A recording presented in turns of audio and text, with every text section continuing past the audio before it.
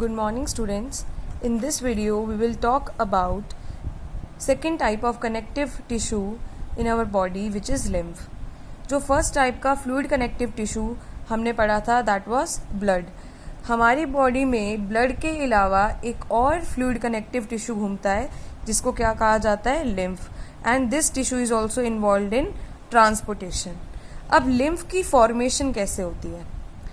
देखिए, आपने 3 टाइप्स की ब्लड वेसल्स पढ़ी थी, आर्टरीज, वेन्स एंड कैपिलरीज. तो आर्टरीज और वेन्स को कनेक्ट करने वाली थिन ब्लड वेसल्स कौन सी थी? ब्लड कैपिलरीज थी. So blood capillaries they are 1 cell thick.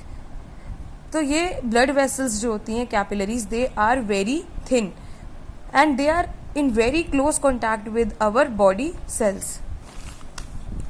सो अब इनमें ब्लड फ्लो कर रहा है, इसमें से कुछ फ्लूइड, इस ब्लड में से कुछ फ्लूइड कैपिलरीज से लीक करके हमारे बॉडी सेल्स के पास आ जाएगा. हमारे बॉडी सेल्स के बीच में थोड़े थोड़े छोटे छोटे स्पेसेस होते हैं, जिन स्पेसेस को हम क्या कह सकते हैं, एक्स्ट्रा सेलुलर स्पेस कह सकते हैं, इंटरस्टिशियल स्पेस कह सकते हैं.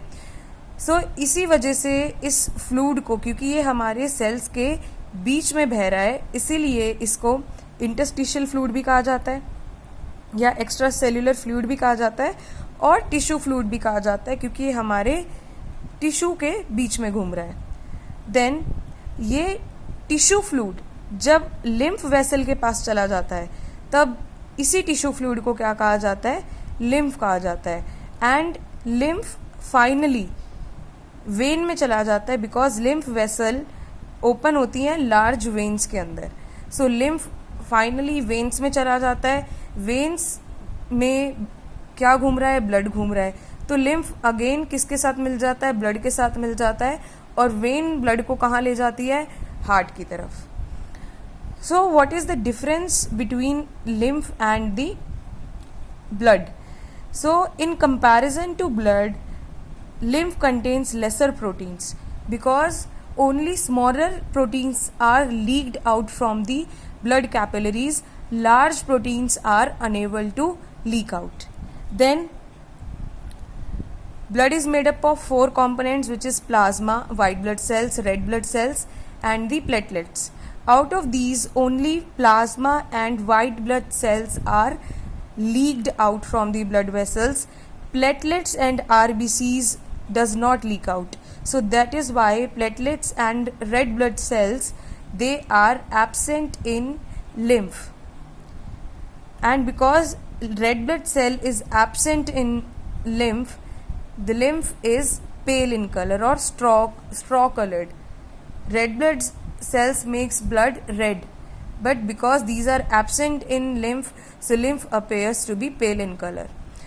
So lymph is basically formed of plasma, white blood cells and other substances which are basically dissolved in plasma like ions, hormones, etc. So this is the difference between blood and lymph. Now what is the function of lymph? What are the different functions of lymph? It carries digested and absorbed fat from intestine. Because blood capillaries, they are very thin and fat molecules, they are very large, so they are unable to carry fat molecules. So if this is the villi where the final digestion of the food takes place, here blood vessels are present and also a lymph vessel is present. Lymph takes up fat from the digested food and helps in the transportation of this fat all over the body. Also it drains excess fluid, means here excess fluid means tissue fluid from extracellular space back into the blood. because ये जो extra cellular fluid था, ये जो fluid leak out हो गया था, वो lymph vessel में जाके वापस से कहाँ चला जाता है, वेन में जाके हार्ट के पास चला जाता है. तो एक तरीके से जो हमारा एक्स्ट्रा सेलुलर फ्लूइड है, जो टिश्यू फ्लूइड है, ये बार बार क्या होता रहता है, ये रीजनरेट होता रहता है, नया बनता रहता है. It also contain special types of white blood sales. Lymph vessels के अंदर हमारा जो पूरा लिम्फ का नेटवर्क होता है उसमें कुछ स्पेशलाइज्ड प्लेसेस होती हैं जहाँ पे स्पेशल टाइप के वाइट ब्लड सेल्स बनते हैं जिनको लिम्फोसाइट्स कहा जाता है, and they play a very important role in fighting with the disease. So I hope this topic is clear to you, and with this topic, transportation in animals or human beings, it is completed. In the next video we will talk about transportation in plants. Till then, take care and God bless you all.